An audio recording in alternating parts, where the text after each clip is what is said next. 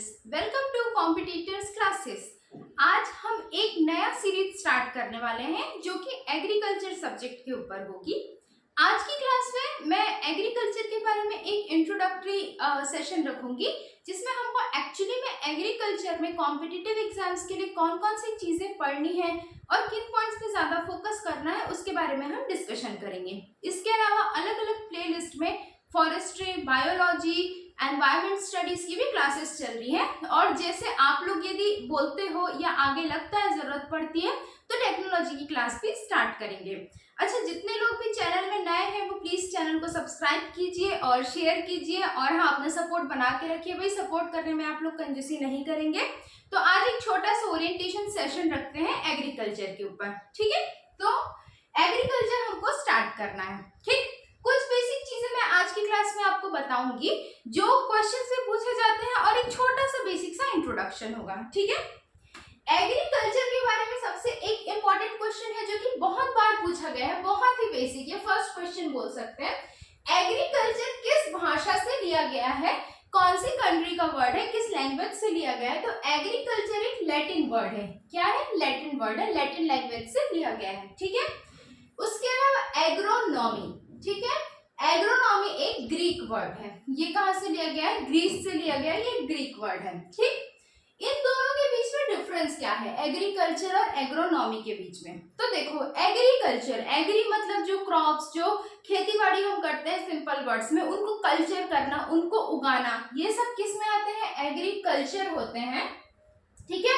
मतलब जो हम प्रोसेस करते हैं वो एग्रीकल्चर है और वो एक लैटिन वर्ड है, जबकि जो एग्रीकल्चर के प्रोसेसेस है उनकी जब हम स्टडी करते हैं तो वो क्या कहलाता है? वो एग्रोनॉमी कहलाता है, जो कि एक ग्रीक वर्ड है, ठीक है। एग्रीकल्चर में हमको एग्रीकल्चर डिटेलिंग से देखनी है, क्रॉप्स के बारे में देखना है, प्रोसेसेस देखने हैं डिफरेंट टाइप्स के, और साथ में एग्रोनॉमी देखनी है। अब एग्रोनॉमी में क्या है कि किस पर्सपेक्टिव से क्या चीजें करके हम अपने क्रॉप्स को बेटर वे में ग्रो कर सकें, हम ज्यादा से ज्यादा प्रोडक्शन ले सके, कम से कम लागत लगा के, कम से कम कॉस्ट में, ठीक है।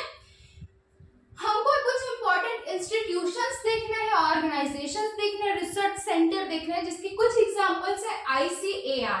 इसका अलग से एग्जाम भी होता है, एंट्रेंस एग्जाम, जिसके लिए भी ये आज का जो सेशन, ये आप बोल सकते हैं कि जो हम सीरीज स्टार्ट कर रहे हैं एग्रीकल्चर की, वो बहुत इंपॉर्टेंट होगा, ठीक। ICAR क्या होता है?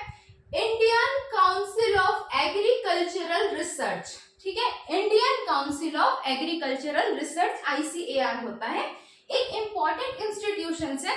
बहुत सारे हाइब्रिड क्रॉप्स भी ICAR ग्रो करते हैं, रिसर्च के लिए एक इंस्टीट्यूशन है। इसके बारे में, इसके स्टेब्लिशमेंट, इसके डायरेक्टर्स, इसके DG, सारी चीजें हम अच्छे से डिटेल करेंगे आगे के चैप्टर्स में। इसके अलावा IARI, ठीक, Indian agricultural research institute, Indian agricultural research institute, ये क्या कहलाता है? ये IARI होता है। इसकी एस्टेब्लिशमेंट कब हुई, कहाँ हुई, किसका, इसका काम क्या है, किस पर्पस से इसको एस्टेब्लिश किया गया, ये सारी चीजें भी हम देखेंगे कि इनके डायरेक्टर कौन थे, ये सारी चीजें हमको देखनी है। इसके अलावा और बहुत सारे इंस्टीट्यूशंस है, रिसर्च सेंटर है, डिफरेंट क्रॉप्स के ऊपर रिसर्च सेंटर है, राइस के ऊपर है, वीट के ऊपर है, मेज के ऊपर है, ठीक है।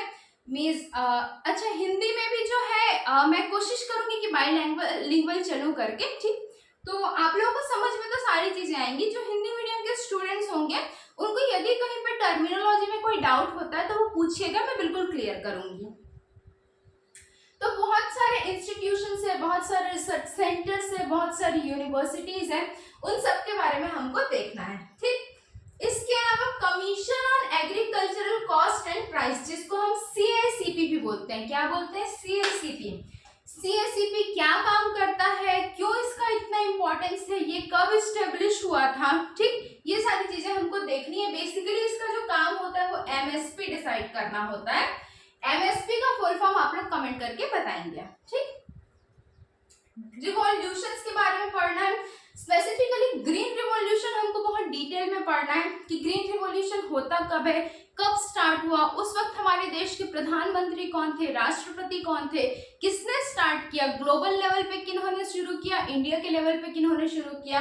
तो नॉर्मन बोरलॉग, जिनको एनी बोरलॉग भी बोलते हैं, ठीक है, ये क्या थे, ये फादर ऑफ ग्रीन रिवॉल्यूशन थे। कहाँ पे, ग्लोबल लेवल पे, मतलब पूरी की पूरी दुनिया के लेवल पे कौन थे, ठीक है, सारे कंट्रीज को मिला के यदि हम ग्लोबल लेवल की बात करें तो नॉर्मन बोरलॉग थे। और यदि हम स्पेसिफिकली इंडिया की बात करें तो एमएस स्वामीनाथन जो थे वो ग्रीन रिवॉल्यूशन के फादर थे इंडिया में, जिनका अभी हाल ही में निधन हुआ है, इनकी डेथ हुई है, ठीक है।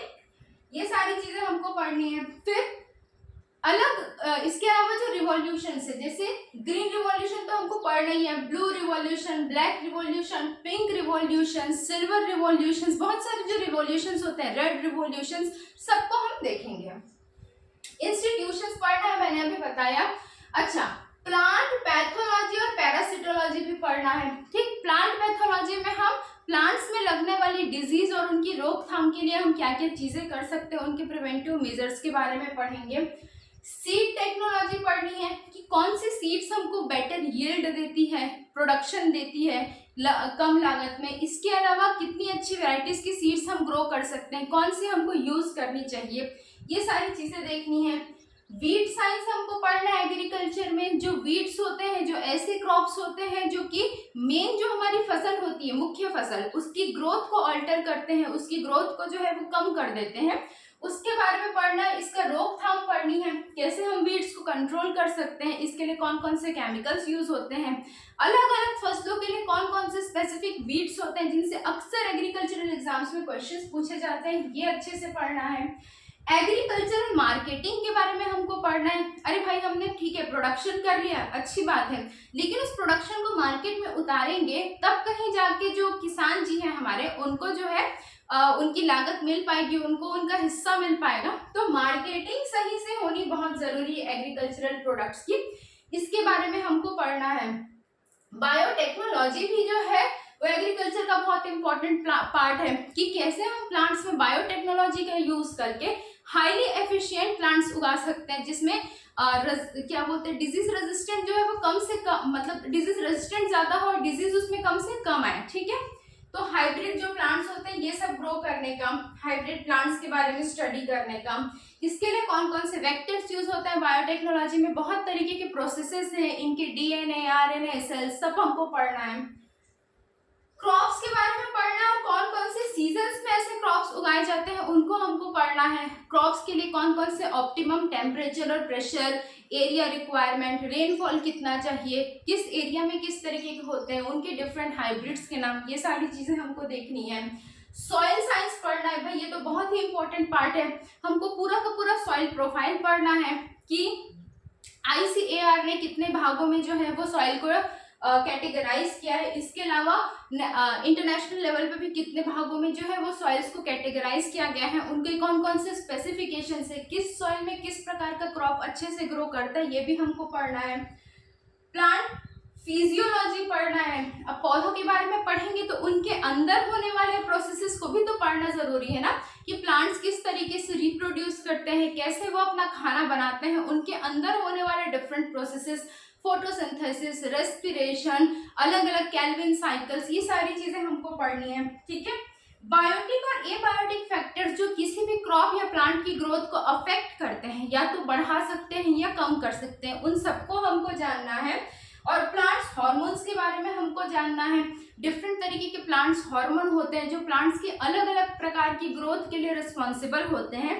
इस तरीके से बहुत सारे और भी पार्ट्स है प्लांट्स के या क्रॉप जो है पूरा हमारे एग्रीकल्चर के, वो हमको डिटेल करना है। तो अगली क्लास में हम बेसिक से स्टार्ट करेंगे, पहले कुछ इंस्टीट्यूशंस, कुछ फैक्चुअल चीजें लेते हुए फिर कंसेप्ट की तरफ जाएंगे और क्लैरिटी के साथ सब कुछ जो है हम कवर करते हुए चलेंगे।